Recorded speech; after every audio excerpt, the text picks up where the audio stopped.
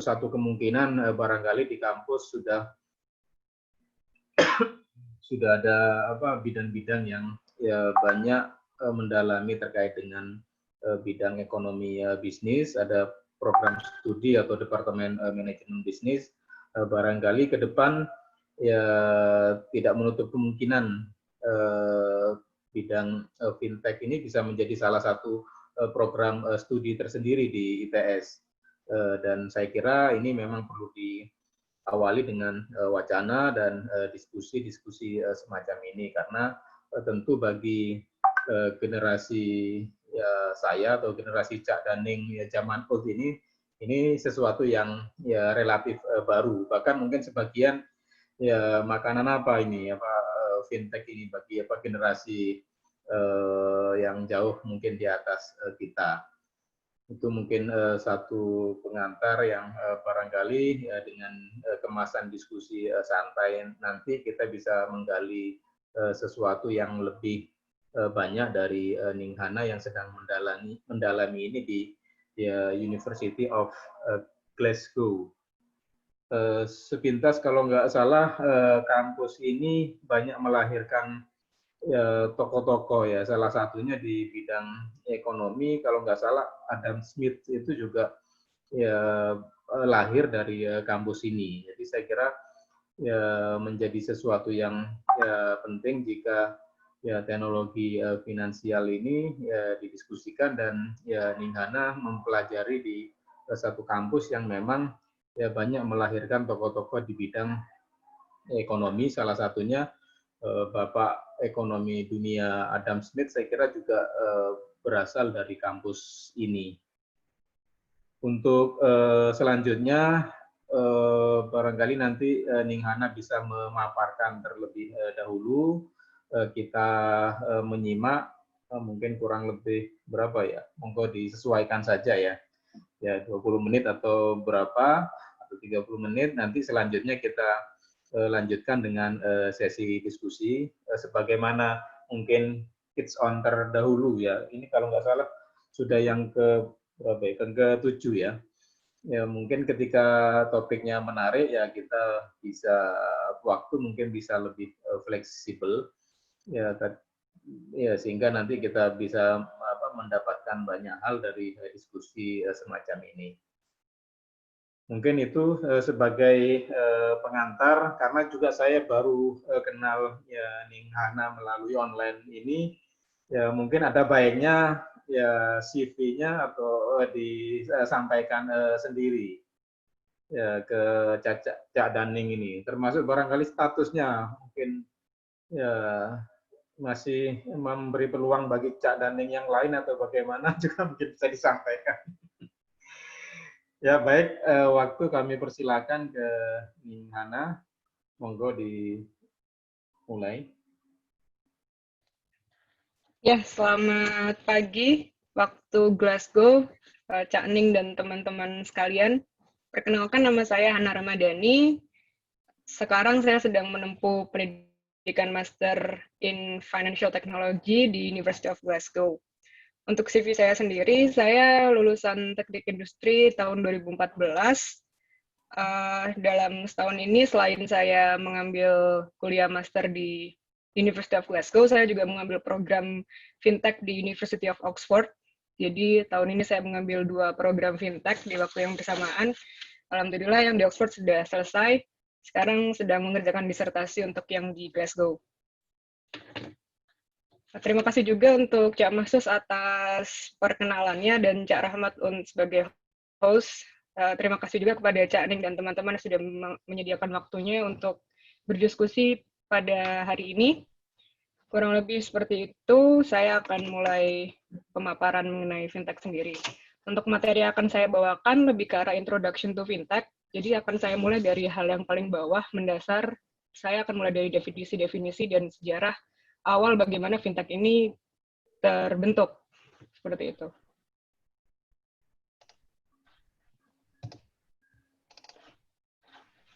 Oke. Bisa mendengar suara saya dengan jelas semuanya?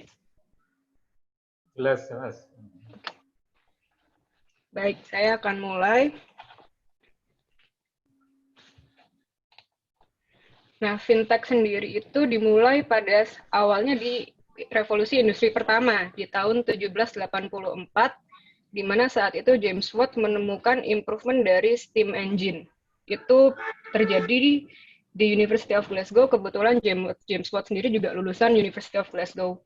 Jadi di tahun 1784, dari penemuan James Watt sendiri, terjadilah mechanization yang menandai awalnya industri 1.0.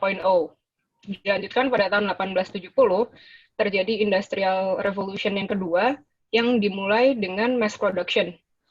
Dilanjutkan di tahun 1969, terjadi Industrial Revolution ketiga, yang ditandai oleh automation. Dan sekarang kita memasuki revolusi industri keempat, yang dimana mudahnya Industri 4.0 itu adalah combination dari physical dan digital technology. Jadi perkawinan antara physical dan digital teknologi. Industri 4.0 sendiri sudah mendisrupsi financial institution, yang dimana pendisruptornya itu adalah financial technology.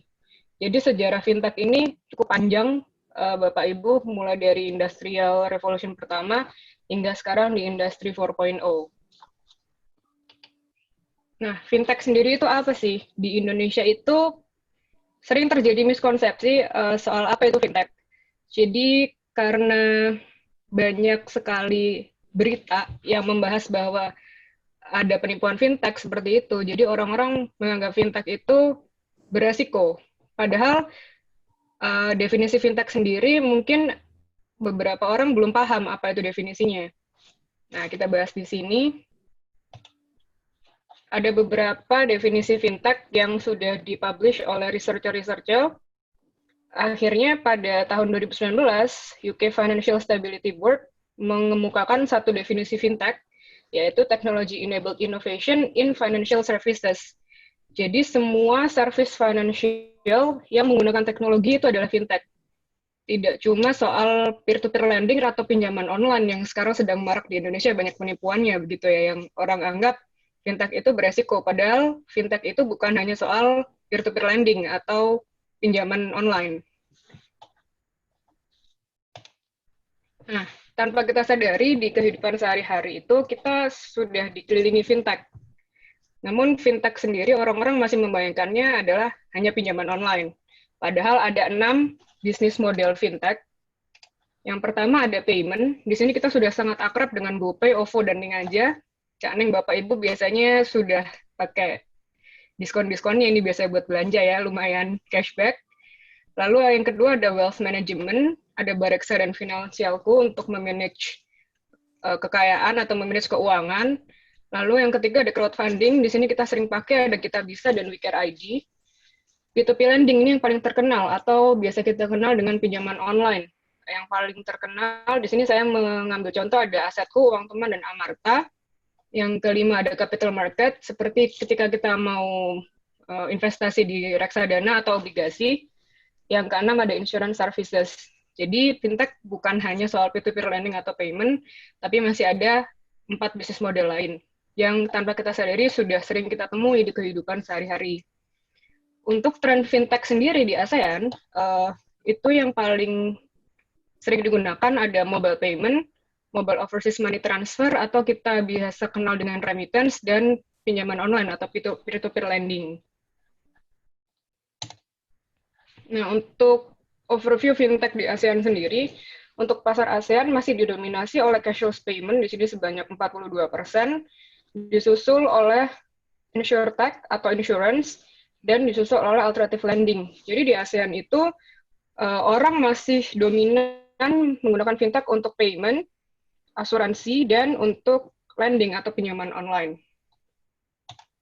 Untuk investasi fintech di ASEAN sendiri, bisa kita lihat di sini, terbanyak ada di payment, lalu ada di lending atau pinjaman online. Jadi dari segi supply dan demand, memang terlihat di ASEAN itu condongnya ke payment dan ke pinjaman online.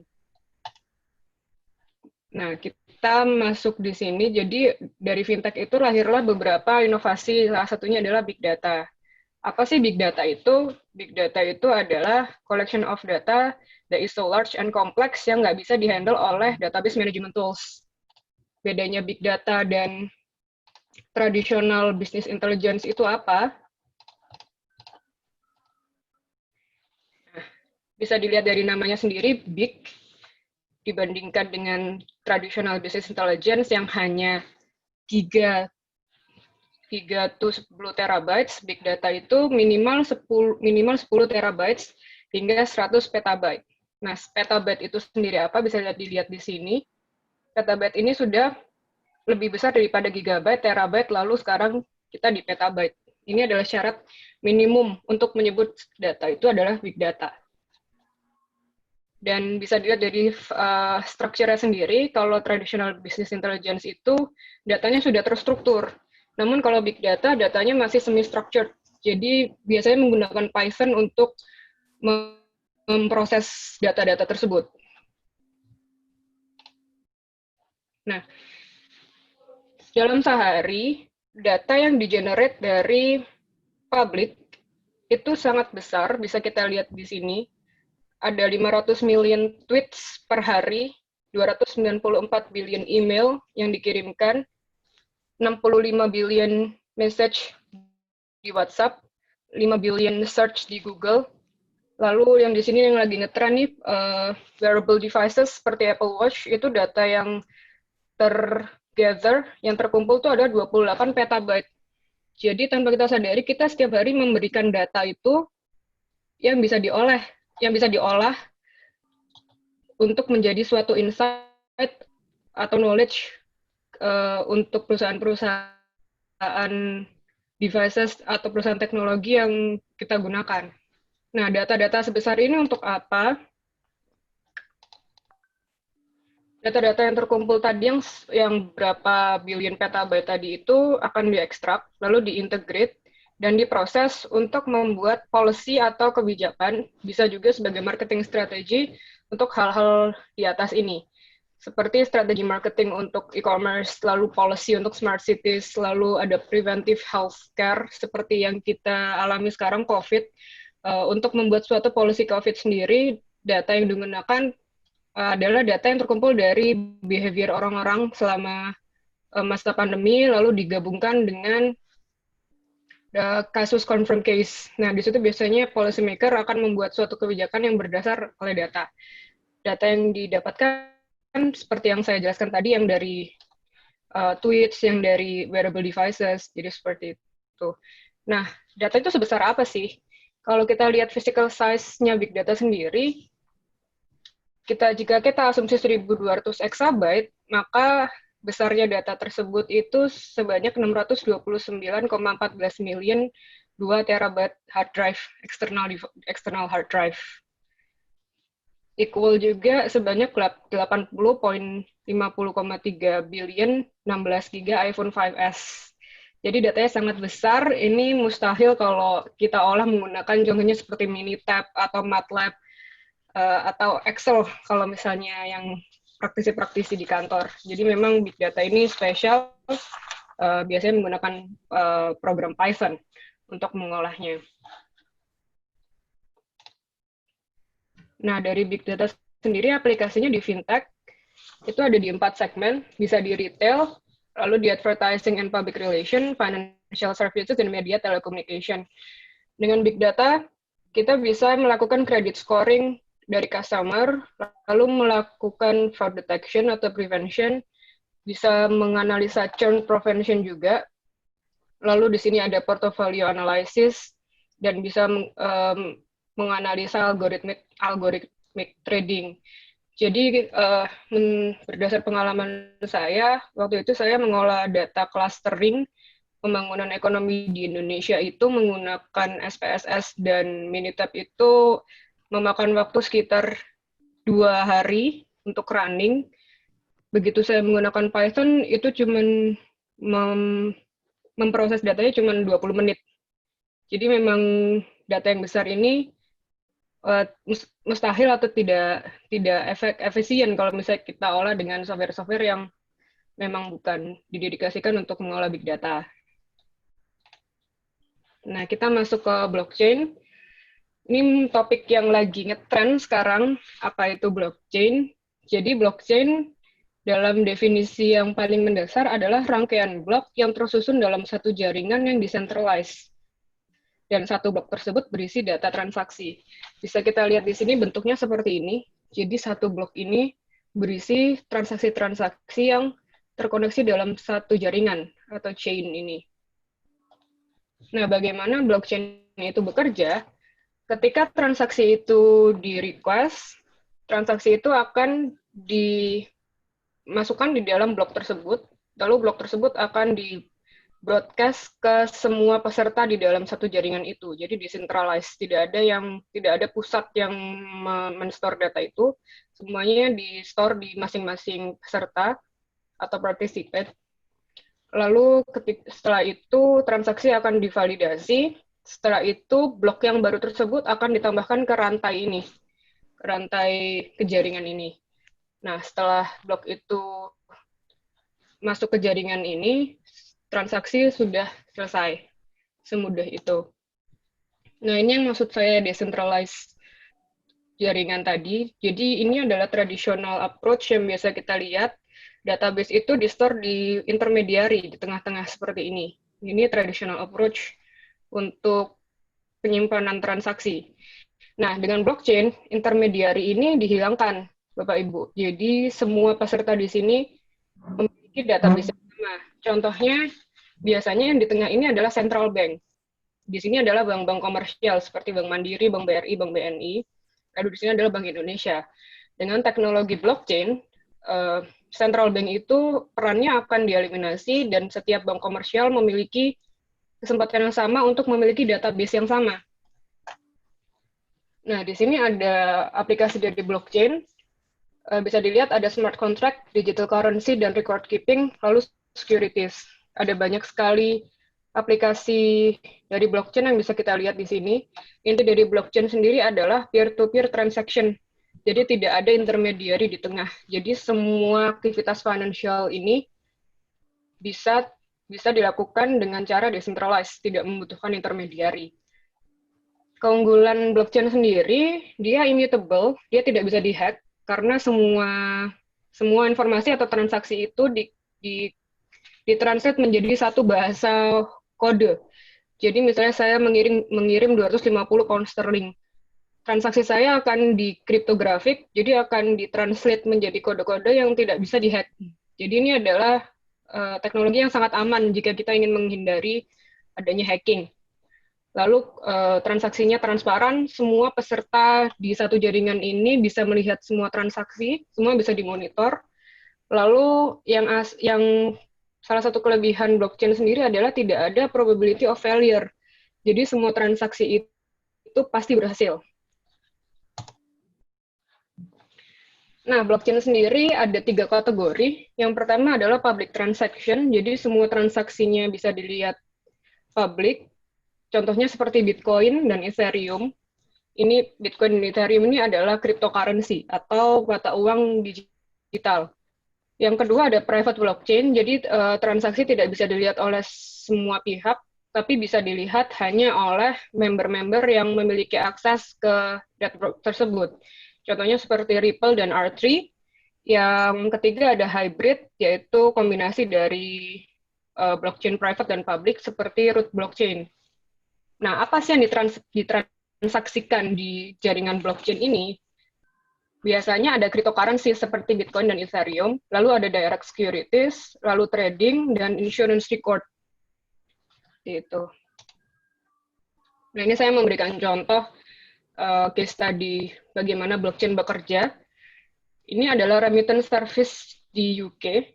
Jadi kalau kita mau kirim uang dari contohnya UK ke Indonesia, prosesnya adalah seperti ini.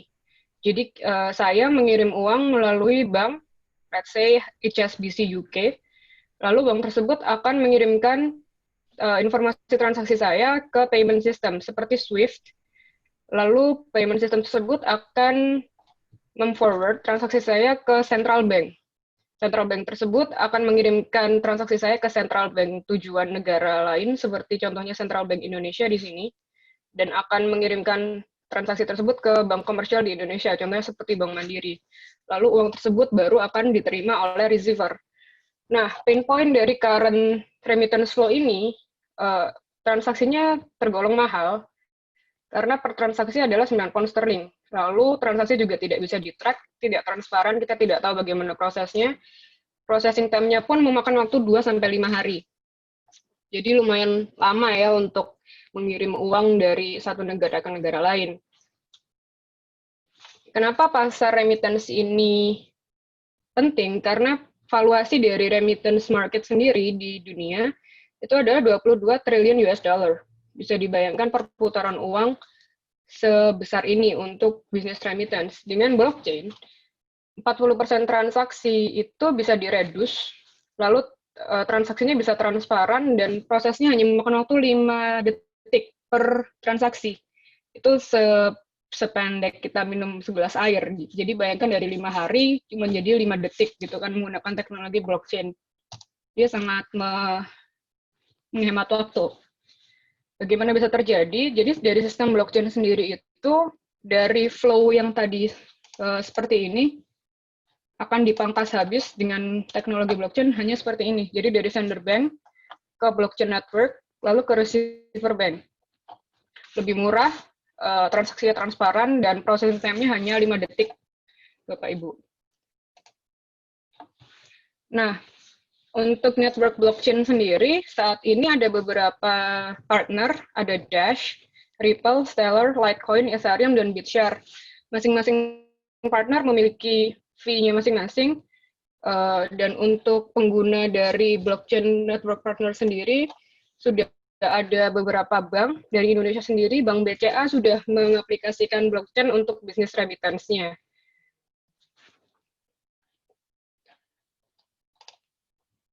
Nah, dari teknologi-teknologi yang ada, sekarang digital finance itu sudah terjadi, is happening.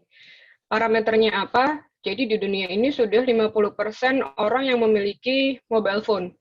Namun, ada 2,5 billion orang yang belum memiliki akses to financial services. Begitu juga dengan adanya 200 million SME yang tidak punya akses ke financial services.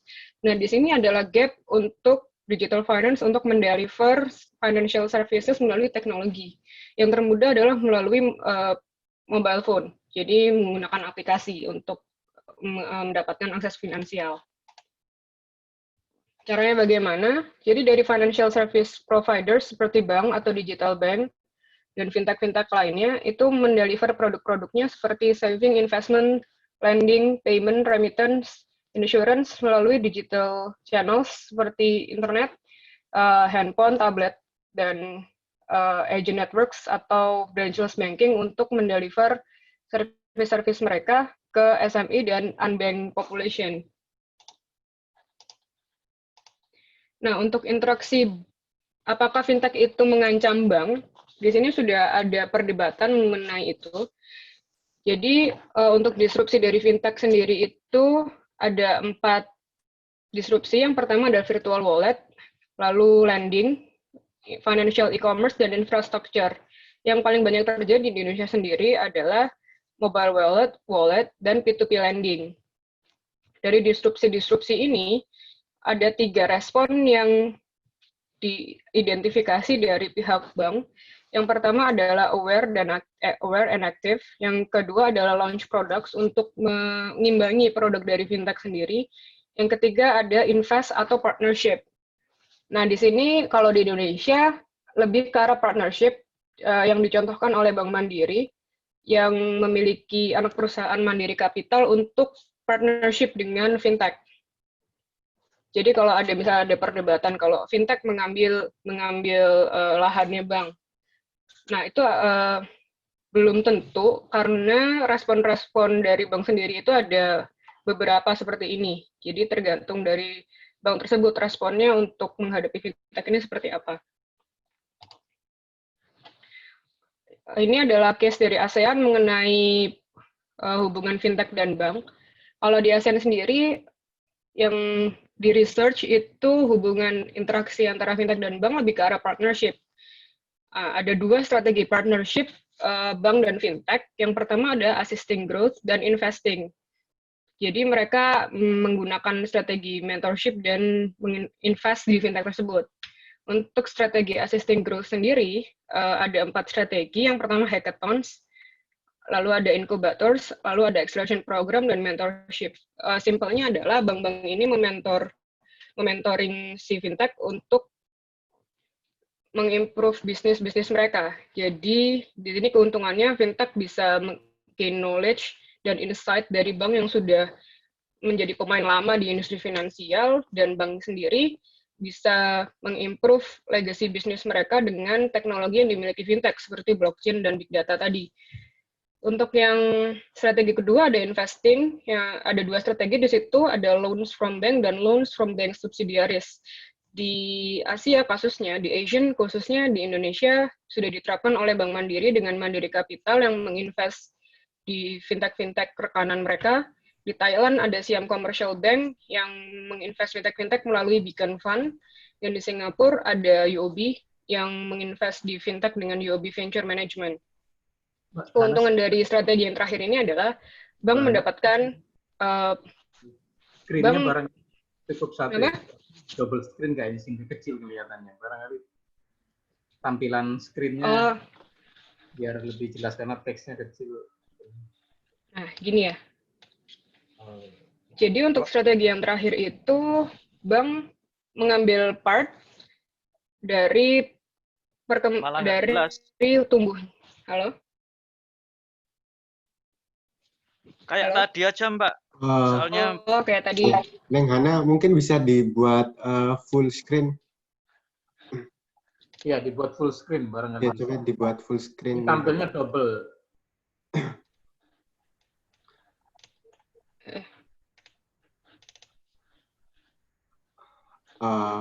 Oke.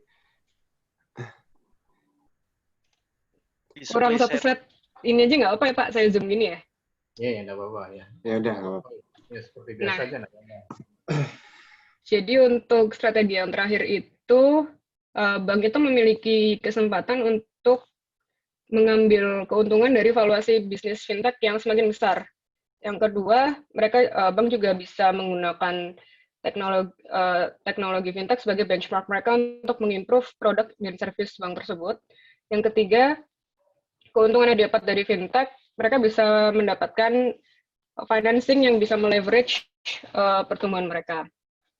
Nah, jadi sekian mungkin pemaparan dari saya mengenai introduction to fintech. Dan selanjutnya kita bisa lebih diskusi di sesi tanya-jawab. Ya, sekian. Ya, terima kasih. Menarik sekali tadi paparan dari Ning Hana. Cak dan Ning, tadi kita sudah simak bersama bagaimana teknologi finansial ini berkembang dengan sangat cepat dan juga berpotensi untuk mendisrupsi nanti dunia perbankan, sehingga ya beberapa perbankan ya menyikapinya dengan beragam. Ada yang kemudian ya menjalin partnership dan lain sebagainya. Dan satu hal lagi tadi terkait dengan ya perkembangan big data, ya ini menarik untuk kita tindak lanjuti terkait dengan aplikasinya pada berbagai sektor, termasuk pentingnya big data dalam fintech. Dan bagi teman-teman yang fokus di aplikasi sistem informasi misalkan, ya sekarang sudah berkembang ya bagaimana aplikasi bisa kemudian mereduksi ya waktu komputasi sehingga bisa lebih singkat. Itu menjadi sesuatu yang penting dalam pengolahan big data, terutama terkait dengan ya data-data yang menunjang bagaimana nanti analisis terhadap ya finansial teknologi ini.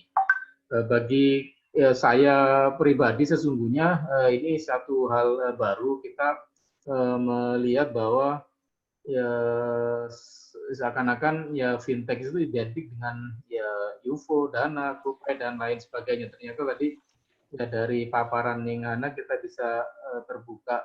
Ya, cakrawala cakupannya sangat luas, bahkan sepintas saya menangkap tadi, apa benar atau tidak ya, ke depan posisi bank sentral, kalau di Indonesia mungkin Bank Indonesia, ya bisa terancam ya juga perannya karena ya sudah diwakili dengan integrasi sistem keuangan secara global. Mungkin bisa langsung Cak Daning, ya jika ada hal yang ingin ditanyakan terkait paparan dari Ning Hana tadi. Yang resen ada Cak Faisal, monggo Cak Faisal langsung saja ya, kami persilakan. Terima kasih, Mas. Saya Faisal. Dulu sebenarnya iya dekat Glasgow, tinggal di Edinburgh saya 2,5 tahun. Jadi Glasgowian juga cukup oke lah. Tanya apa gini, apa masalah fintech ini? Cuma masalah practicality-nya ya. Pertama itu tentang kebiasaan yang sering kita buat, seperti transfer ya, sebagai kita yang tinggal di luar negeri, umpamanya transfer ke Indonesia, umpamanya gitu. Terus kita sekarang banyak service ini ya, seperti PayPal, mungkin Mbak Hana juga tahu tentang World Remit ya, atau TransferWise kayak gitu, yang sama sekali saya kira nggak gunakan bank sama sekali ya. Jadi kita bisa pakai kredit card sebagai sumber dana kita atau alat transaksi itu, di mana itu menurut saya lebih oke karena kalau umpamanya ada masalah pada jalannya proses transaksi itu, nggak makan uang kita sendiri gitu loh. Istilahnya itu uang kredit card ya, istilahnya dari kredit card itu bukan dari uang bank kita sendiri. Jadi menurut saya itu lebih aman. Dan tapi yang saya tanyakan di sini, dari transaksi itu saya tidak ada lihat seperti etika. Seperti sudah tidak ada menggunakan Swift code atau detail bank-bank lagi yang untuk ditransaksikan ya. Jadi kita hanya memakai langsung dari akun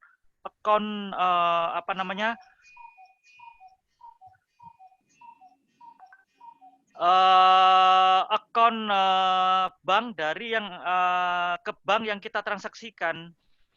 Jadi sistemnya mungkin kita membayar ke perusahaan transaksi ini seperti Watermeet misalnya, terus mereka punya agen mungkin ya ini, punya agen di Indonesia terus membayarkan ke bank yang akan saya tuju. Masalah etika gini ini seperti fraud, terus habis itu money laundry, apakah juga di cover Mbak dalam dunia perfintekan ini? Lalu mungkin satu-satu aja Mas ya, biar tidak lupa nanti Mbak Hana ya. Ya itu introduksi aja, tapi apakah istilahnya,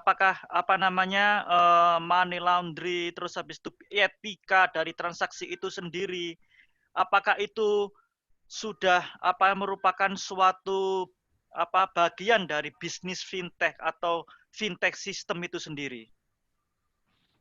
Itu yang saya tanyakan.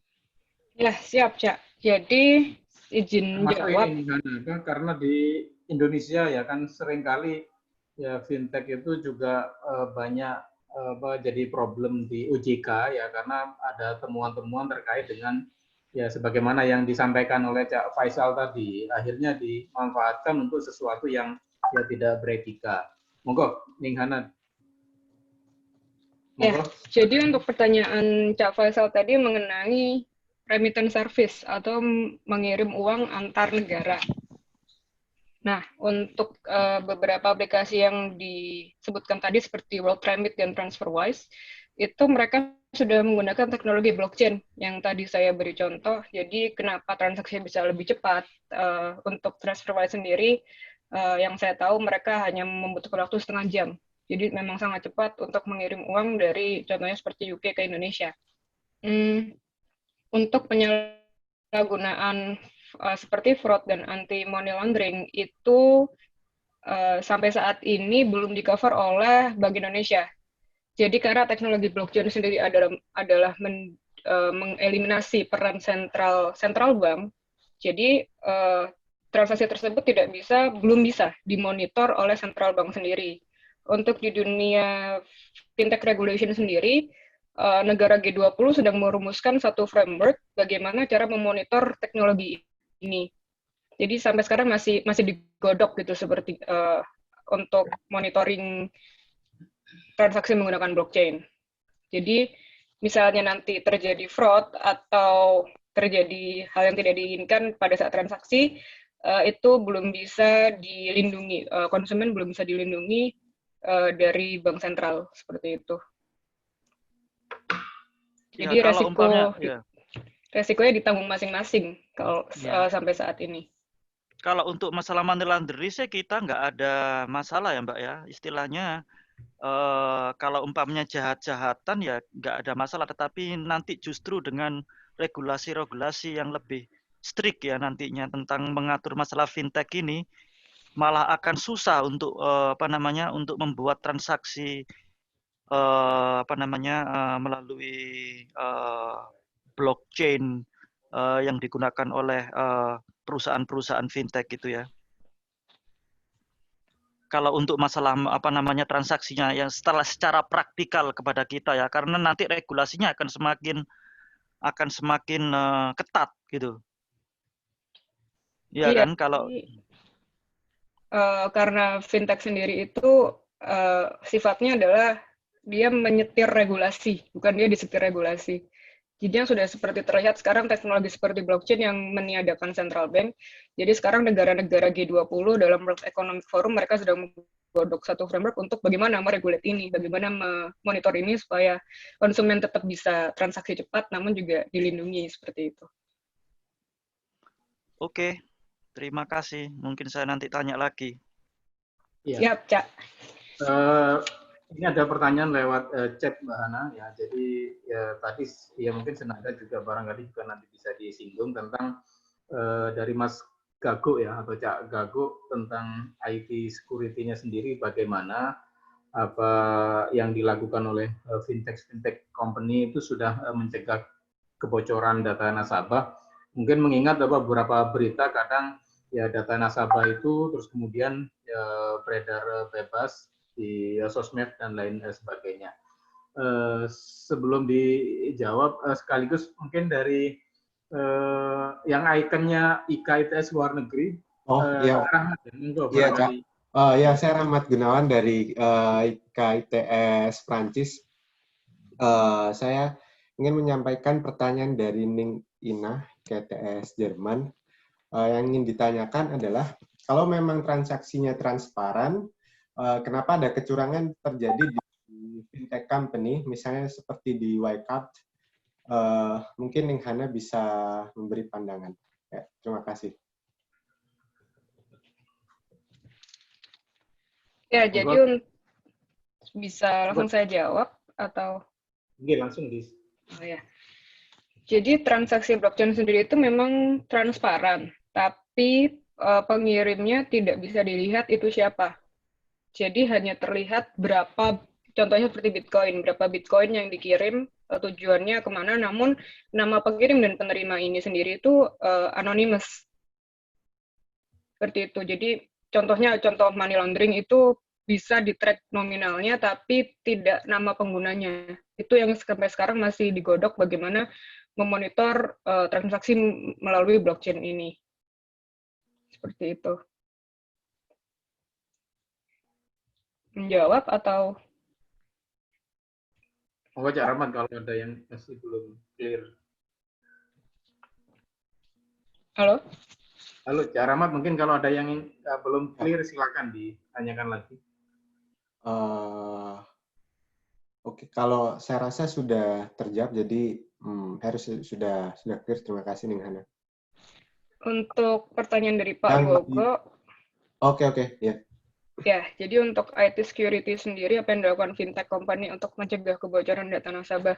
Jadi untuk regulasi fintech sendiri ini, stakeholder utamanya ada di financial regulator. Seperti kalau di Indonesia ada OJK, dan untuk payment ada di Bank Indonesia. Nah, di Indonesia sendiri belum ada framework yang mengatur soal data privacy. Kalau di Eropa, kita sudah memiliki GDPR, General Data Protection Regulation, yang benar-benar menjamin bahwa data nasabah itu tidak akan bocor. Dan misalnya bocor pun akan langsung didenda sebesar 20 juta euro. Di Indonesia belum ada sanksi sebesar ini, dan regulasi mengenai privacy sendiri itu enforcement-nya masih belum sekuat di Eropa yang saya lihat.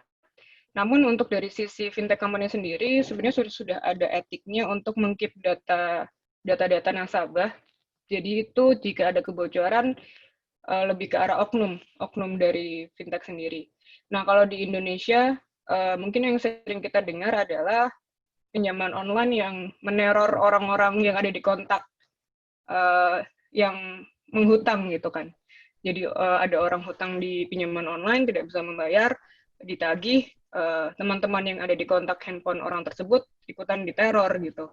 Nah, itu memang di Indonesia belum ada regulasi framework yang mengatur itu semua. Mungkin dari OJK dan Bank Indonesia sedang membuat regulasi tersebut sekarang. Namun jika untuk mau benchmark, bisa benchmark ke General Data Protection Regulation dari Eropa yang benar-benar melindungi nasabahnya, tidak boleh kontak-kontak di dalam handphone mereka diakses oleh aplikasi pinjaman online. Namun di Indonesia sendiri agak blunder karena ketika orang itu sign up untuk pinjaman online, orang tersebut sudah mengklik option atau persetujuan datanya boleh diakses. Jadi dalam kata lain, aplikasi fintech tersebut sudah memiliki izin untuk mengakses data-data apa yang ada di device orang tersebut, seperti itu. Itu option apa harus, Mbak? Harus, Pak. Harus ya? Harus. Jadi kalau nggak diklik, tidak bisa melakukan pinjaman, seperti itu. Jadi makanya regulasi dari pemerintah benar-benar dibutuhkan di Indonesia, seperti regulasi di Eropa yang kita kenal dengan GDPR, di Inggris dan di Eropa. Ya. Jadi ini kan supaya lebih clear, Mbak ya, apa kan kita orang awam ini, terutama yang di Indonesia atau mungkin kita juga yang di dunia di Eropa lah, do and don'ts tentang masalah transaksi elektronik ini, tentang fintech ini. Apakah memang sudah jelas kalau di Eropa itu pasti susah ditembus seperti yang Mas Gagok tanyakan atau Mas Rahmat tadi? Atau di Indonesia ini masih ada banyak kebocoran-kebocoran atau apa istilahnya, Mbak, supaya lebih clear tentang kisi-kisi untuk memakai service ini, Mbak, daripada kita pakai bank yang lebih mahal, transaction rate-nya dan juga lebih lama. Apa yang don'ts and do-nya advice-nya lah, Mbak, itu. Kalau advice dari saya untuk nasabah di kawasan Eropa dan di UK, penggunaan fintech sendiri sudah sangat aman karena privasi kita sudah dijamin oleh peraturan pemerintah yang seperti kita tahu ada GDPR. Jadi data kita pasti aman, transaksi kita aman, sudah diatur di framework tersebut. Nah, untuk di Indonesia sendiri memang peran regulasi dari pemerintah sangat-sangat dibutuhkan di saat-saat ini. Untuk di Indonesia sendiri, jika menggunakan fintech, pastikan di device tersebut tidak ada data-data yang sensitif. Jadi sekiranya misalnya Cak Faisal menggunakan pinjaman online, data-data di dalam device tersebut kalau bisa jangan ada informasi-informasi yang sekiranya tidak ingin disebar, seperti itu. Karena di Indonesia sendiri masih ada gap perlindungan konsumen itu.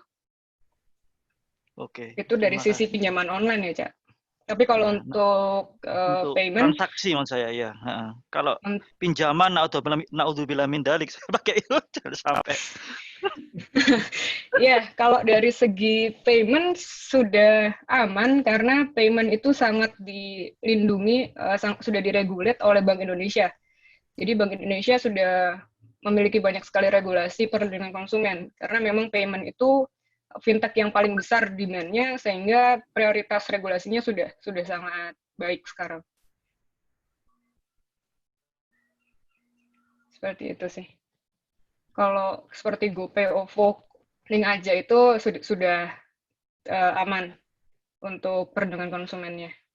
Jadi hampir nggak ada celah lah Mbak ya, istilahnya Mbak pasti nih ya nggak ada celah sudah ya, teman-teman sudah bisa pakai ya. Aman Pak, insya Allah kalau untuk payment, karena pengawasnya sudah membuat regulasi yang sangat-sangat suruh, sudah dari berbagai sisi.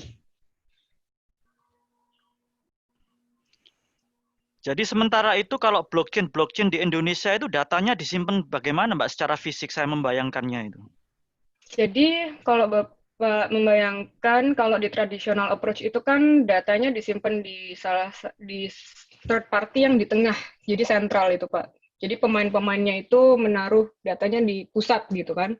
Nah kalau blockchain third party atau pusat ini dihilangkan, lalu masing-masing peserta ini men-store informasi yang sama. Jadi misalnya saya contohnya Bank Mandiri, Faisal Bank BRI, kita menyimpan data transaksi di Bank Indonesia contohnya. Nah dengan blockchain peran Bank Indonesia ini dihilangkan, lalu saya dan Cak Faisal memiliki informasi yang sama. Jadi database-nya semuanya punya data yang sama. Jadi tidak terpusat tapi tersebar. Jadi pada bank-bank itu ya Mbak ya? Iya, contoh termudahnya di bank. Jadi misalnya saya mau transaksi kan, selama ini misalnya Mandiri mau transaksi keluar harus laporan ke central bank dulu. Namun dengan blockchain tidak perlu lewat central bank, langsung aja ke pengguna yang akan menerima. Ya. Sedangkan kalau umpamanya seperti GoPay seperti yang saya sampaikan tadi TransferWise atau WorldRemit itu ditaruh di mana itu data-data kita itu. Terus waktu transaksi itu kan kita pakai credit card ya. Itu mereka punya data fisik kah atau hanya sebagai perantara bagaimana itu ya mekanismenya? Jadi kalau GoPay itu termasuk payment, Pak. Kalau TransferWise itu termasuk remittance. Kalau GoPay tidak menggunakan blockchain, kalau remittance atau TransferWise tadi menggunakan blockchain. Nah, kalau kasusnya blockchain, TransferWise ini memiliki sudah menggunakan blockchain, jadi data nasabahnya itu tersebar di network blockchain mereka. Okay. Saya kurang tahu menggunakan network yang mana, karena tadi ada beberapa provider network seperti Dash, Ripple, Ethereum. Saya kurang tahu kalau TransferWise di mana. Cuman data tersebut di store di network blockchain salah satu provider tersebut. Namun kalau GoPay dia nggak pakai blockchain, jadi langsung aja kayak bank gitu. Iya, iya. Oke, terima kasih. Oke, mungkin bisa dilanjut, Cak Daning, yang lain. Monggo, Cak. Ya, kita ngobrol santai saja. Sepertinya saya melihat juga ada senior kita, Cak Masud dari Pertamina. Monitor, barangkali ikut. Pak Maksus itu ada di chat box beberapa pertanyaan. Dari Cak Nizar Hidayat. Oke.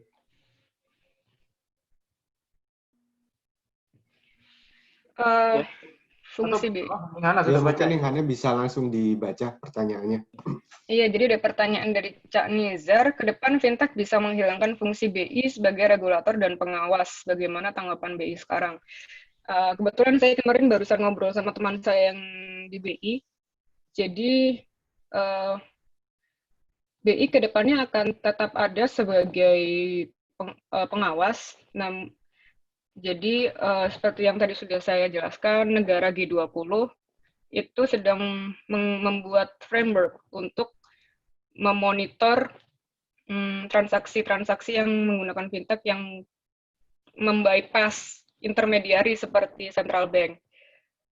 Mungkin ke depannya fungsinya lebih ke arah perlindungan konsumen. Jadi karena transaksinya ini sudah bisa tidak memakai intermediari atau penengah, jadi lebih ke arah memonitor bagaimana transaksi ini anti money laundering, anti fraud, dan konsumen terlindungi seperti itu. Jadi untuk fungsi sebagai penengah memang bisa tergantikan oleh teknologi blockchain ini.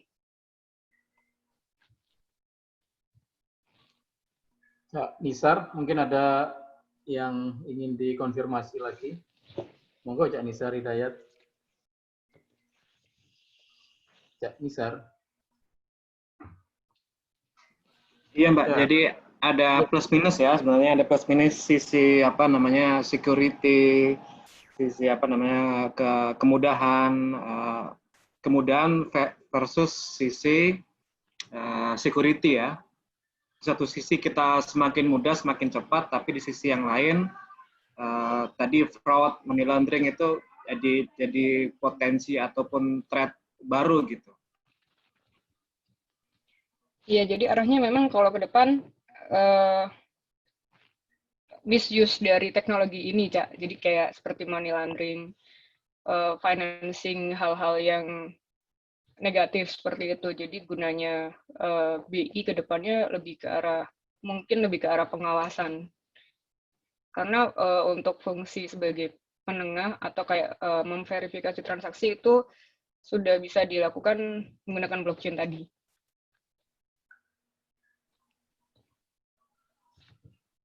Ya, gimana Kak Nisar? Ya, barangkali sampai menanti komen dari...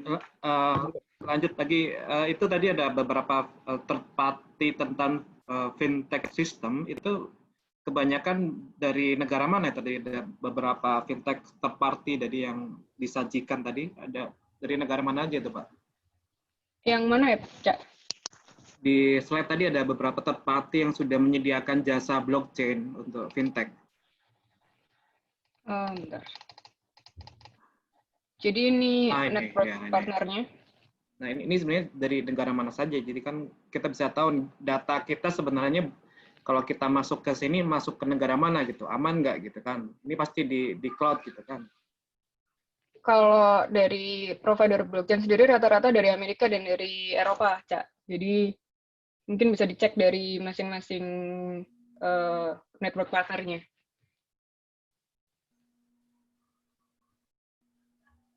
Seperti itu. Yes. Siap. Sambil menanti komen atau pertanyaan dari Cak Daning yang lain ya, mungkin saya ingin tanya juga Hana terkait dengan perkembangan fintech ini. Ya nampaknya ini kan sesuatu yang ya tidak mungkin kita tolak ya, meskipun dalam beberapa hal tadi ada ya trap, ada peluang yang ya barangkali menimbulkan satu problem baru. Maksud kami ya kalau di mumpung ini ingat ya, kalau di University Glasgow itu posisi ini program studi departemen atau bagaimana ya, atau berada di bawah unit departemen apa gitu, sehingga mungkin ketika ke depan ya di ITS barangkali perlu dikembangkan satu program studi khusus yang mendalami fintech ya, biar ada gambaran kita, atau mungkin ada beberapa rekomendasi terkait dengan perkembangan fintech ini untuk dunia perguruan tinggi maupun untuk bangsa Indonesia secara umum dari apa yang dipelajari oleh Ninghana selama ini. Monggo. Ya. Jadi di Glasgow sendiri jurusan fintech itu di bawah business school, Cak. Jadi kalau di ITS mungkin manajemen bisnis. Kalau di Glasgow dia di bawah Adam Smith Business School. Pembelajarannya lebih ke arah how to manage the fintech company. Jadi program mata kuliahnya lebih ke arah manajemen, namun tetap ada pelajaran codingnya. Kalau di ITS sendiri mungkin bisa masuknya ke FBMT, Cak. Jadi masuk ke business school. Nanti mungkin dia akan menjadi prodi interdisipliner antara teknik informatika dan manajemen bisnis.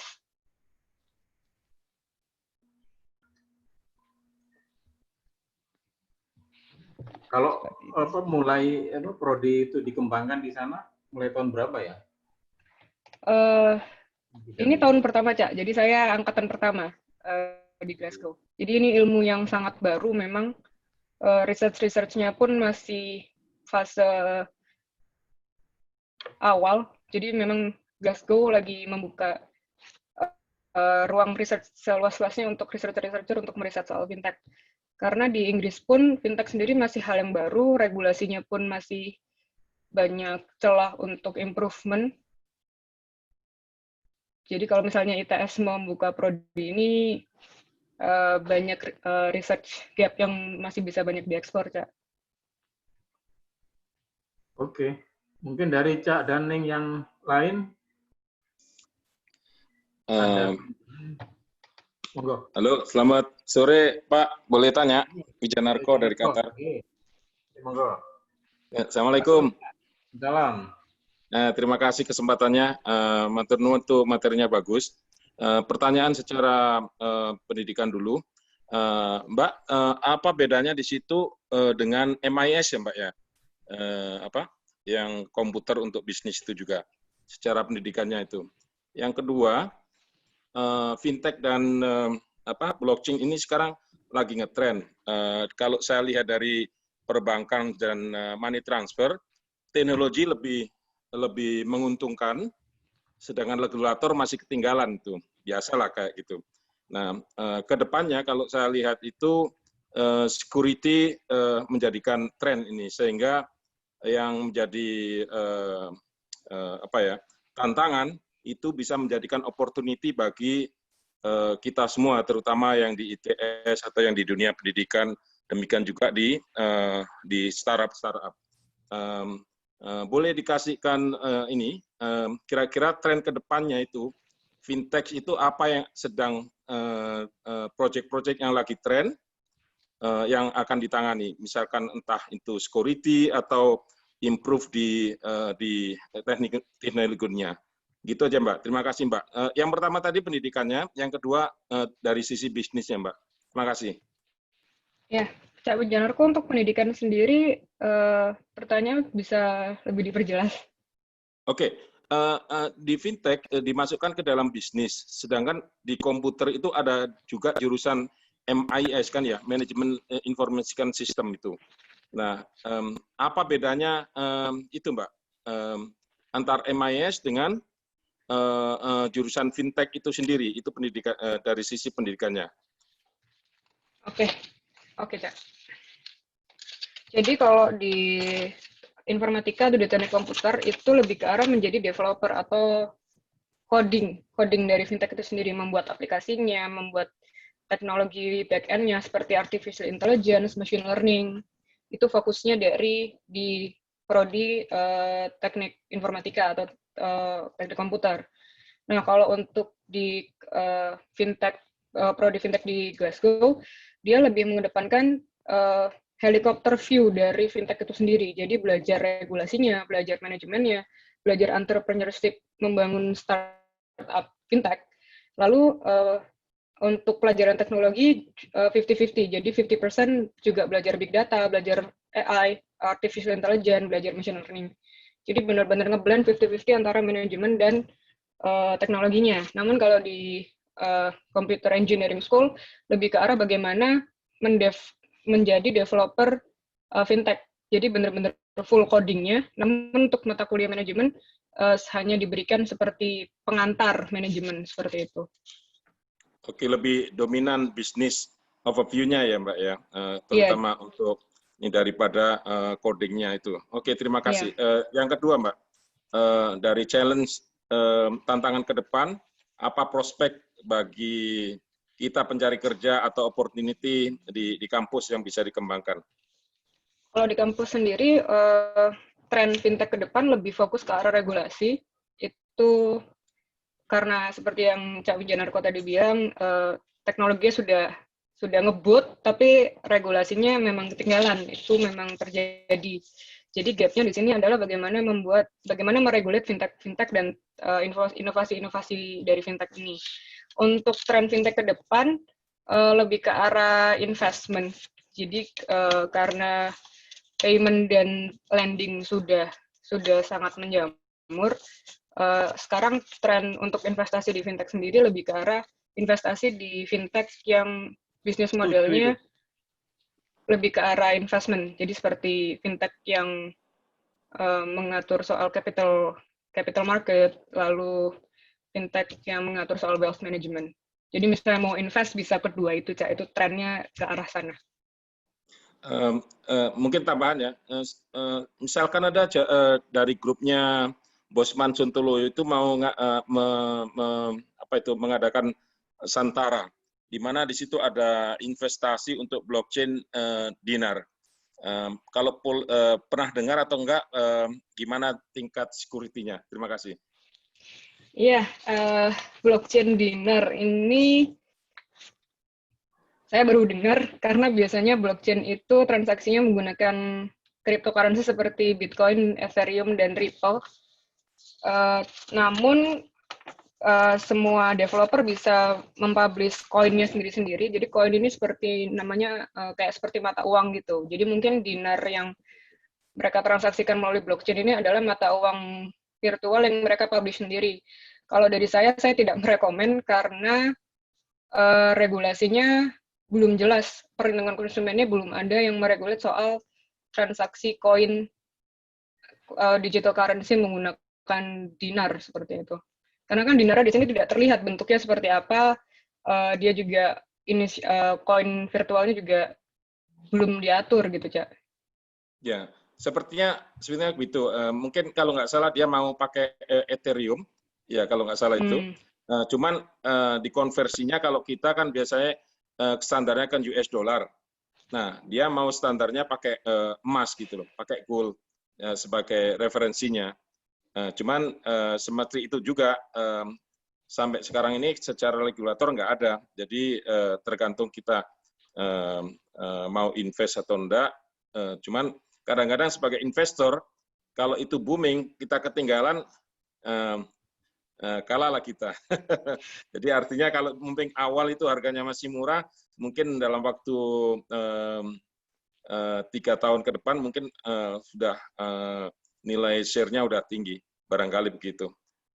Cuman yang saya tanyakan keamanannya. Silakan.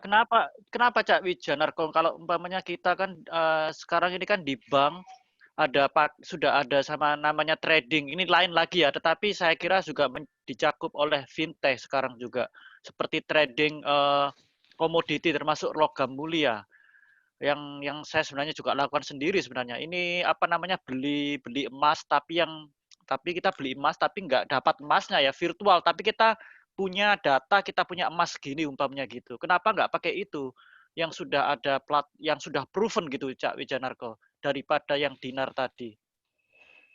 Dari sisi yang kita khawatirkan dari sisi likuiditasnya, sampai seberapa dia bisa kita bisa apa itu namanya menjual belikan itu. Kalau yang katanya di Santara itu berapa yang kita masukkan, misalkan kita masukkan 10 juta, nah nanti dikonversi dengan harga emas di situ.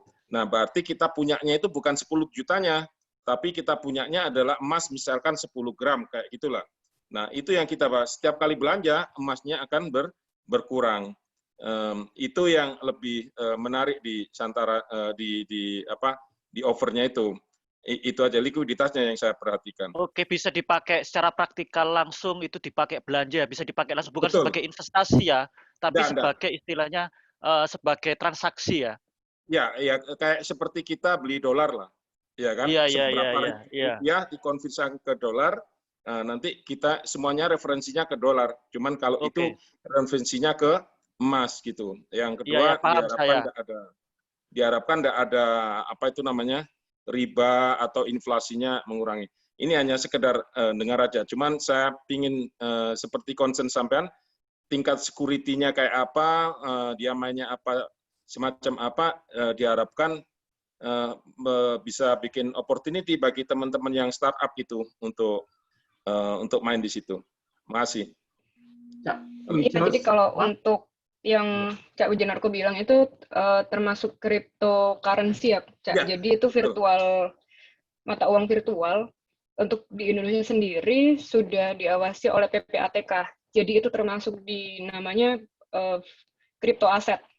Tidak boleh melakukan transaksi dengan mata uang tersebut di Indonesia, namun boleh sebagai menjadi instrumen investasi seperti itu. Jadi kalau misalnya mau ngecek itu aman atau enggak, bisa dicek di PPATK atau di OJK. Ya, udah mungkin OJK udah ya. cryptocurrency Santara itu apa memang sudah dapat izin dari OJK, Cak ya? Kurang paham, Pak. Kan sempat pro dan kontra. Santaranya udah karena dia bekerja sama dengan UKM untuk semacam apa minjamin uang itu. Oh gitu ya. Mungkin ini apa saya bacakan ini ada pertanyaan lagi di room chat terkait dengan perkembangan blockchain mengandalkan kriptografi dan dengan fenomena kehadiran kuantum, kira-kira nanti bagaimana? Atau mungkin bisa langsung ditambahkan, Cak Roiri ini yang mungkin ada detail pertanyaan yang ingin disampaikan, monggo bisa langsung, Cak Roiri. Monggo lewat chat mawon, monggo nggih niku intinya di situ. Oh gitu, monggo. Mbak Hana. Bisa lebih tolong dijelaskan kuantum ini seperti apa, Cak? Oke, saya kan hanya istilahnya baca-baca aja ya, seperti Google sama Microsoft sekarang kan mengembangkan kuantum komputer, di mana kapasitasnya jauh dibandingkan dengan komputer yang ada sekarang. Jadi seperti superkomputer gitu. Nah, padahal blockchain ini kan sangat mengandalkan kriptografi untuk cryptocurrency-nya, untuk transaksi segala macam. Nah, kalau dua komputer itu nantinya, walaupun sekarang belum ada sih, tapi mungkin dalam 5 tahun ke depan saya kira mungkin sudah ada barangnya. Apakah tidak bisa ketembus itu sistem kriptografinya di sistem blockchain-nya itu. Nah, kalau itu bisa ketembus, maka bubar semua itu nanti blockchain, kira-kira begitu. Mungkin gimana kira-kira dari sisi teknologi, kira-kira begitu. Gitu. Monggo nih, Hana. Jujur ini ilmu baru sih, Cak, buat saya untuk kuantum komputer itu. Mungkin nanti saya izin mau research dulu, nanti saya bisa jawab private gitu ke Cak Khairi. Gigi, matur suwun. Ya, saya izin research dulu. Tapi masalahnya apa bedanya dengan kuantum dengan tidak kuantum? Kan itu hanya masalah kapasitas data, mungkin juga ke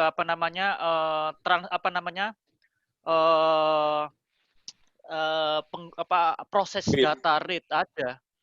Ya, speed-nya. Speed-nya apa bedanya dengan dimaksudkan dengan kriptografinya? Saya nggak paham di sini juga. Oke.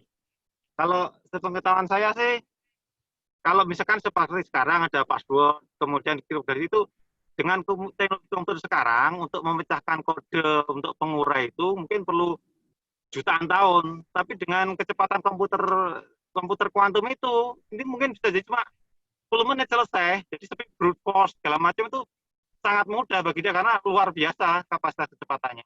Mungkin itu kira-kira benang merahnya.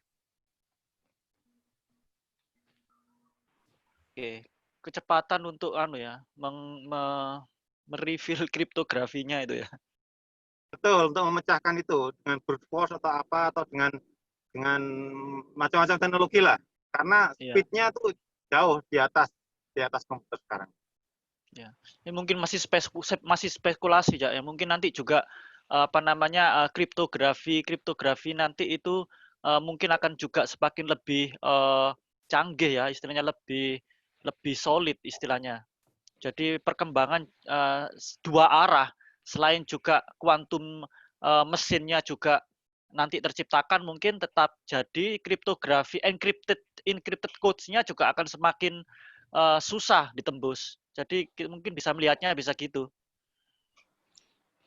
Tambahan itu kalau di teknologi kan ada dua. Yang pertama yaitu infrastruktur atau hardware-nya, contohnya itu tadi kuantum komputer. Yang kedua adalah dari sisi programmernya, seperti yang dicontohkan sama Mbak tadi kan dari berapa itu menjadi berapa menit tadi dengan adanya Python itu. Nah, itu semuanya kan pasti inovasi itu mengarah ke dua-duanya. Ini mungkin bisa diintip sama teman-teman yang di ITS tuh. Ada komen dari Ning Hana? Go. Ya, jadi saya belum research, jadi mungkin nanti akan saya paparkan di session selanjutnya. Oke, jadi memang yang pasti ini menarik ya, semakin dieksplor semakin menarik. Mumpung inget Ning Hana karena ini tren depan ya.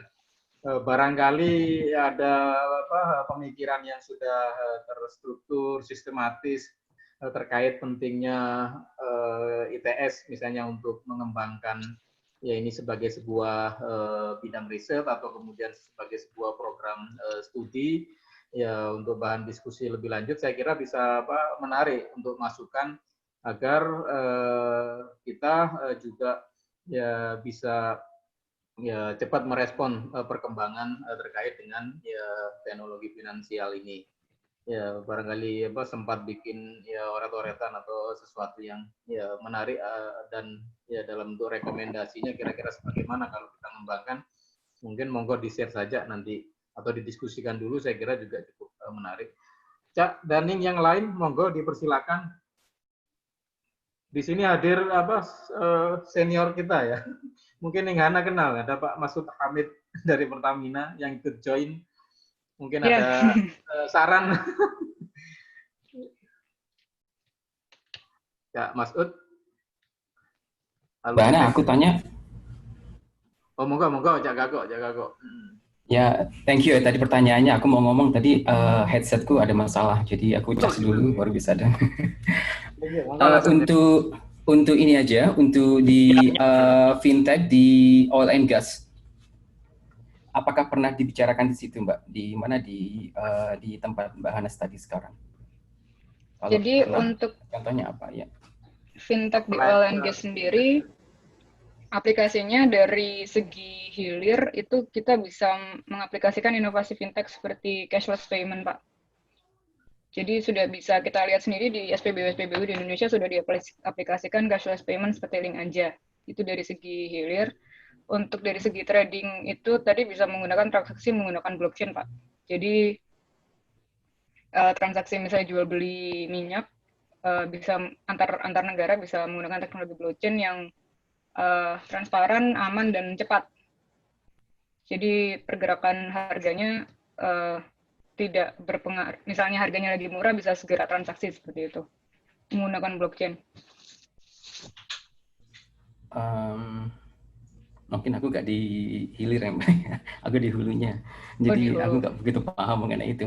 Soalnya kayak gini, jadi aku sekarang lagi ngembangin. Sampean Cak Gago, itu pakai fintech juga. Tapi betul itu. Tapi betul namanya trading minyak itu yang penting loh, trading minyak. Bukan itu, Cak. Maksudnya trading memang dari sejak awal sudah mungkin ada yang macam seperti itu ya. Terus yang aku lakukan sekarang itu adalah gimana mengkorelasi antara fintech, blockchain ke terintegrasi sama big data dan artificial intelligence dan lain-lain kan ya. Soalnya yang kesusahanku sekarang ini adalah kita selama ini ngomongin masalah satu ekosistem yang sebenarnya ekosistem itu sebenarnya sudah ada dengan adanya fintech dan lain-lain. Itu sebenarnya kita sudah ada ekosistem di situ. Entah itu pakai yang provider yang Mbak Hana bilangin tadi atau apa kan ya. Yang untukku di segi mana di oil and gas kita ada banyak ribuan software kan ya, ada banyak ribuan sensor di offshore atau di mana-mana. Kita bisa masukin itu semua ke satu kita ingest semua datanya ke dalam satu ekosistem yang kita bisa buat bagus. Tapi yang menjadi masalahnya sekarang itu adalah untuk gimana kita akan men-train data itu supaya lebih terintelijen. Jadi artificial intelligence-nya lebih ada gitu kan ya.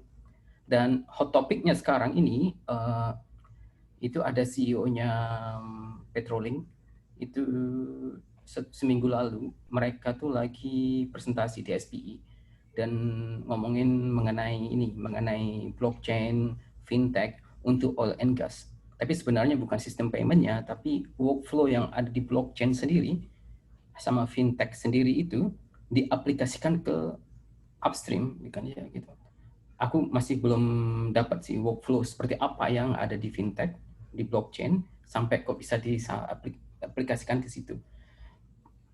Terus gini aja, long story, iya itu Cak Holly. Long story short, di fintech, di financial sendiri itu Mbak, gimana artificial intelligence-nya seperti apa yang sudah dilakukan sekarang?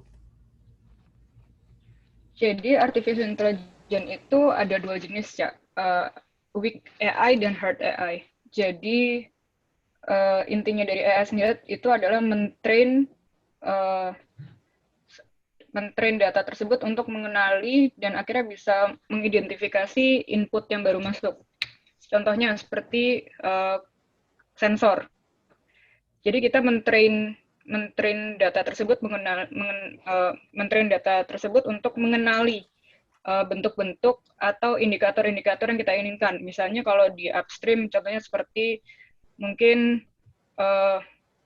kecepatan minyak di dalam satu pipa yang sesuai dengan peraturan seperti itu. Jadi ketika ntar misalnya pergerakan fluid tersebut lebih cepat, sensor tersebut akan bisa mendetek lalu akan otomatis menutup atau meredus saluran tersebut. Jadi sudah tidak ada campur tangan manusia di situ. Mereka bisa melihat dari sensor atau kamera. Mereka sudah train untuk melihat pergerakan-pergerakan yang tidak normal. Kalau kita mentrain sensor atau kamera tersebut untuk mendetek hal seperti itu. Jadi monitoring dari pekerja atau manusia sudah tidak dibutuhkan. Dibutuhkannya pun hanya untuk mentrain data tersebut. Ya, kalau data trainingnya di mana Mbak? Kalau boleh lebih jelas Mbak. Data training seperti apa yang Mbak Hana maksud? Jadi misalnya untuk mengenai bentuk-bentuk, pola-pola, terus pola-pola dari apa? Kalau di financial sendiri, mungkin di financial sendiri, kalau misalnya aku transaksi sekarang dengan bentuk fintech dan lain-lain, dan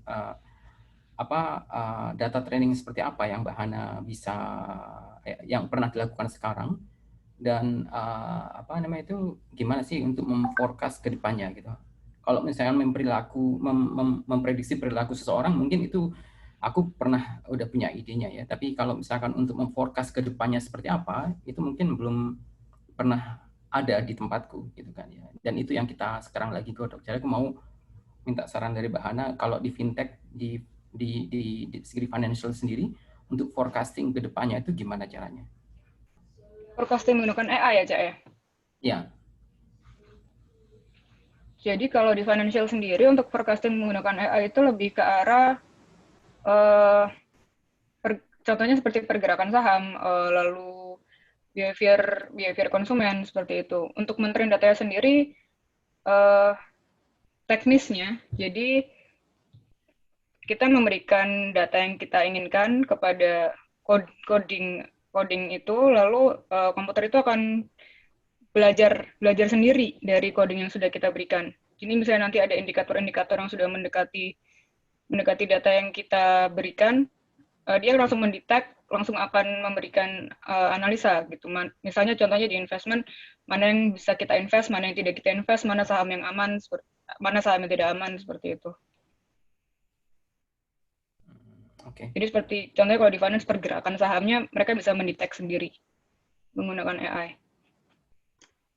Itu kayak kerjaan data engineer ya Mbak ya? Gimana Mas? Iya, memang data science. Ya. Data science, oke. Data science ya, oke. Tapi software seperti itu di-provide sama siapa Mbak Hania? Bank nggak memprovide itu kan? Bank itu terserah kamu mau beli apa, saham mana ya kan?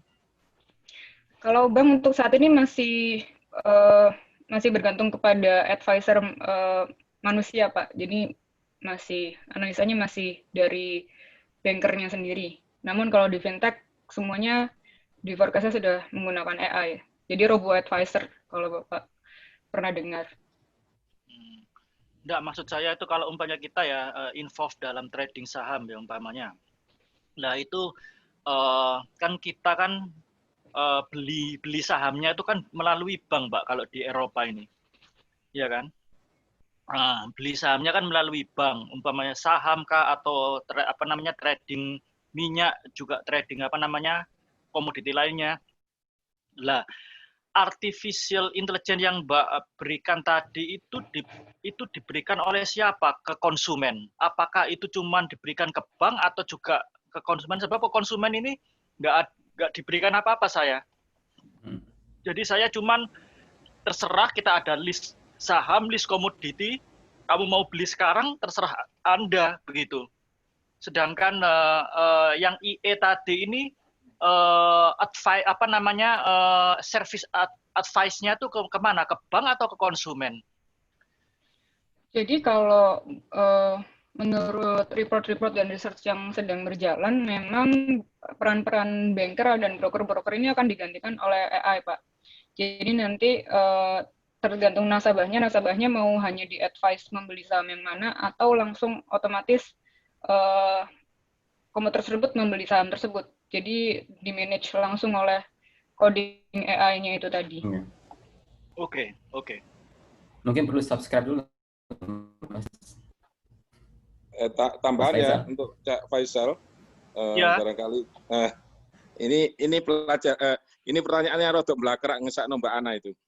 Jadi masalah saham ya itu. Jadi masalah saham itu kan kalau kita mau masuk saham, misalkan aja masuk entah itu Bank Mandiri atau apa, pasti ada namanya investment advisor-nya. Ya, makanya ambil yang 3% atau 6% itu beda-beda itu setiap tradingnya itu. Kalau yang 3% ya you do it by yourself. Kalau 6% bayarnya itu ada advisor tradingnya karena 6% ada tambahan. Nah, mengenai software-software. Ada ya? Di sini nggak ada Cak Wijanarko. Nah, mulai nang Indonesia, Pak. Sampai yang nggak boleh.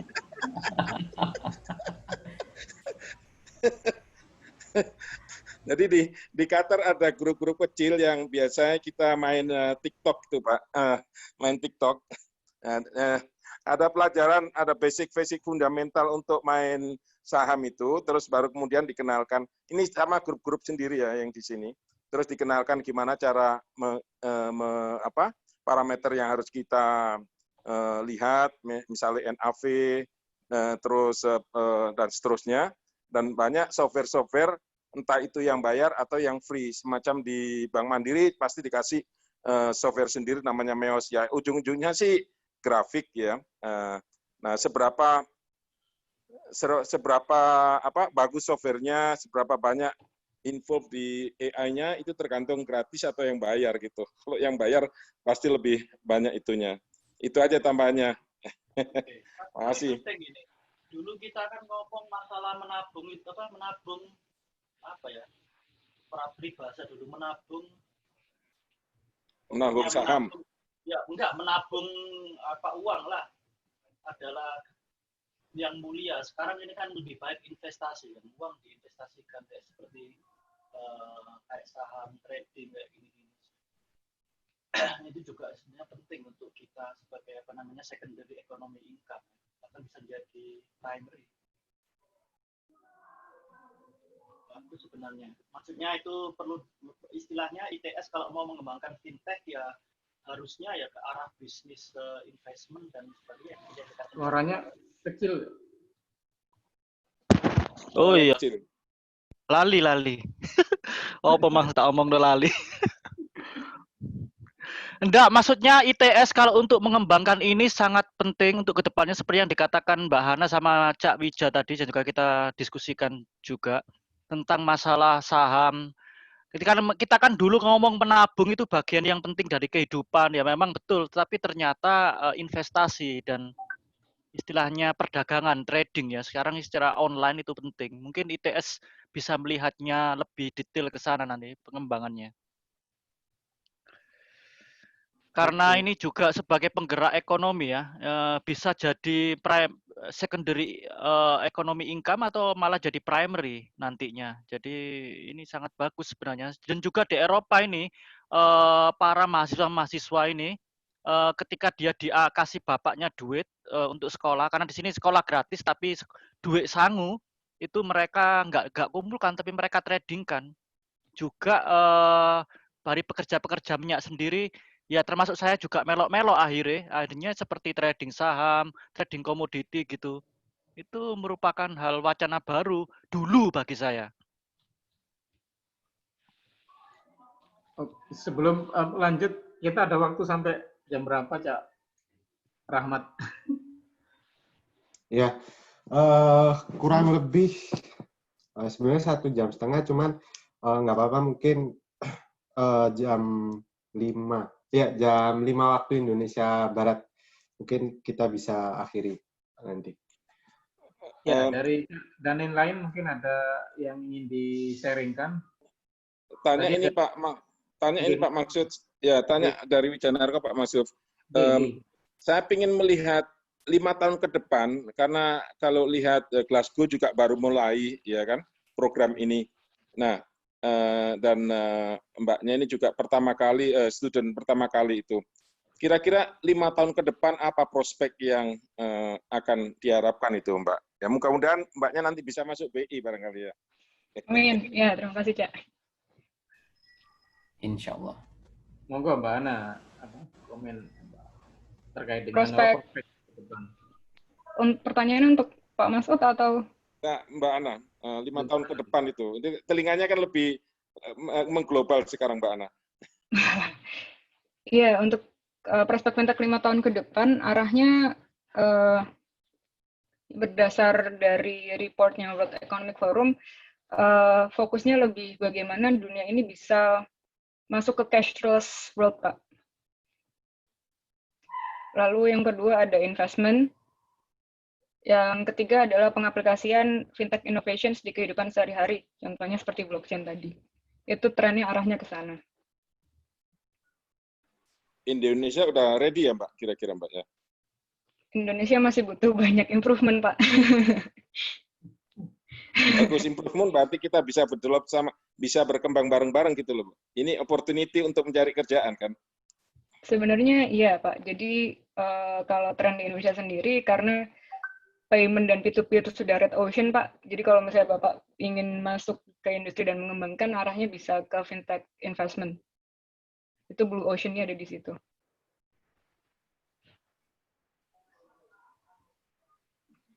Terima kasih, Mbak.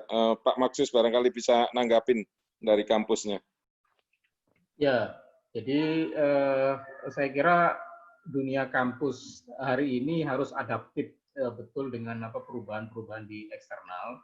Ya, salah satunya terkait dengan ini. Makanya tadi saya minta ke Ninghana ya terkait dengan pandangan dan prospek ke depan, termasuk mungkin selama mempelajari di Glasgow itu ya bisa dibuat dalam sebuah narasi tulisan yang diakhiri dengan rekomendasi untuk dunia kampus maupun barangkali juga untuk ke alumni, misalnya supaya ya kolaborasi itu bisa lebih intensif ya bagi kampus, barangkali termasuk kemungkinan pengembangan program studi yang fokus mendalami fintech ini, atau setidaknya mungkin perlu dikembangkan riset group di kampus, di manajemen bisnis atau di teknik industri. Ya kalau ada narasi tertulis dari Ninghana, menurut saya menjadi satu yang menarik untuk nanti kami komunikasikan dengan teman-teman di manajemen bisnis maupun di teknik industri. Ya, saya kira itu satu hal yang ya baik untuk kita. Ya. Dan forum-forum seperti ini, sharing seperti ini saya kira perlu senantiasa dikembangkan, apalagi untuk case ini kan masih introduction, dan introduction pun saya kira juga ya, banyak hal baru yang kita ya baru kenal hari ini.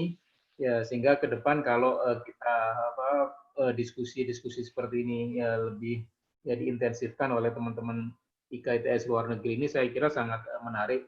Termasuk barangkali ya kalau tadi materinya bisa di-share mungkin lewat sini atau nanti lewat teman-teman di ya IKA, monggo, saya kira nanti akan lebih bagus untuk teman-teman sebagai bahan ya, informasi awal untuk diskusi lebih lanjut.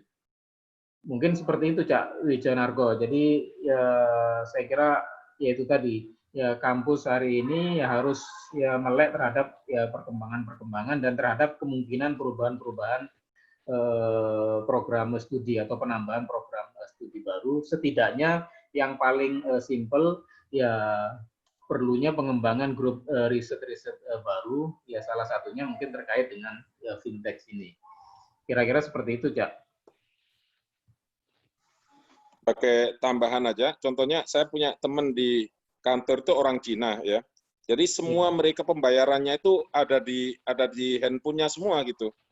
Ya, jadi mereka sama sekali cashless untuk semuanya. Untuk semuanya, walaupun taksi, untuk bayar apapun, walaupun ke grocery semuanya udah lewat handphone. Karena diinstal, kalau nggak salah mereka pakai WeChat ya, kalau nggak salah. Itu semuanya WeChat, itu yang saya pernah dengar, justru Google akan menggunakan WhatsApp ya, itu sebagai yang akan dikonfirmasikan untuk ini semacam digital currency ini. Nah, inovasi harapan informasi ini menjadikan inovasi bagi teman-teman di kampus sama orang startup itu untuk menangkap peluang itu barangkali. Barangkali begitu, Pak. Makasih. Oke, ini matur nuwun Cak masukannya. Waktu sudah cukup lama dari Cak Rahmat di recommended, mungkin bisa segera diakhiri, atau sebelum diakhiri mungkin ada ya statement terakhir dari Ning Hana sebelum nanti kesempatan diskusi berikutnya. Dari saya ya saya menangkap ya sesuatu yang ya menarik ya dari diskusi awal tentang fintech ini, bahwa ini membuka peluang besar bagi kita, mungkin bagi kita sesama alumni untuk seringkali berkolaborasi, terus kemudian bagi pihak kampus untuk kemudian ya bagaimana kita bisa adaptif dengan ya perkembangan teknologi finansial ini. Ya, dan selanjutnya sebelum diakhiri, monggo kalau ada sesuatu yang ingin disampaikan oleh Ning Hana, kami persilakan. Ya, Cak, jadi karena fintech ini merupakan ilmu yang sangat baru, masih dibutuhkan peran sinergi antara kampus, researcher, dan industri. Jadi semisal ITS ada wadah untuk research, grup research, saya akan senang kalau bisa join seperti itu. Jadi nanti bisa disinergikan dengan industri-industri fintech yang sudah ada di Indonesia.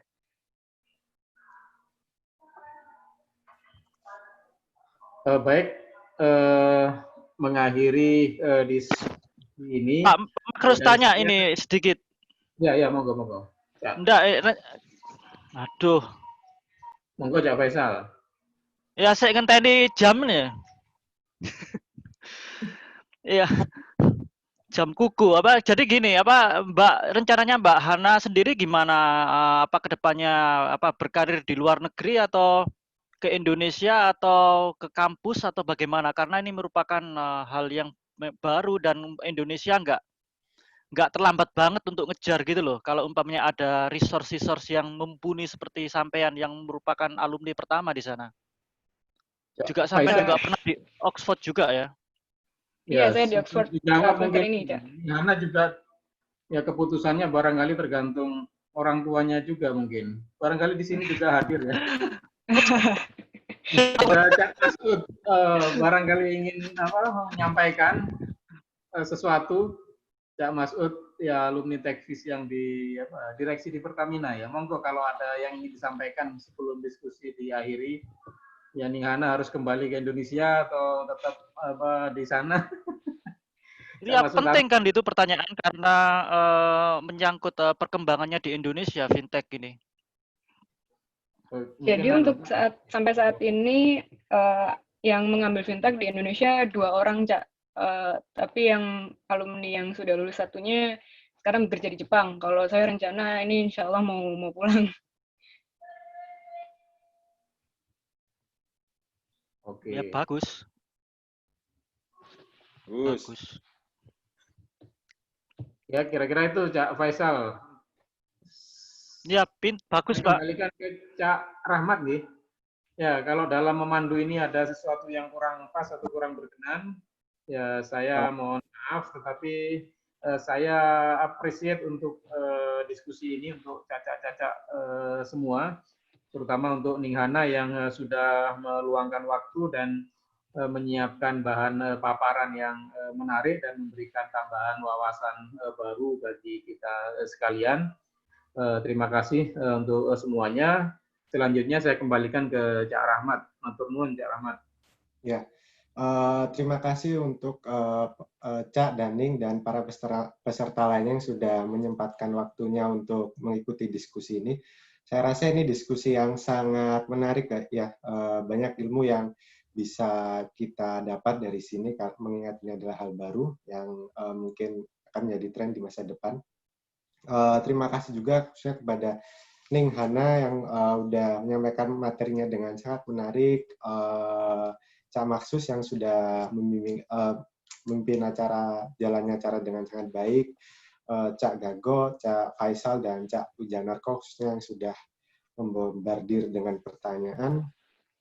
Dan saya rasa saya sebagai perwakilan dari IKITS Luar Negeri sebagai organizer, saya ucapkan terima kasih, selamat petang, dan selamat berakhir pekan. Assalamualaikum warahmatullahi wabarakatuh.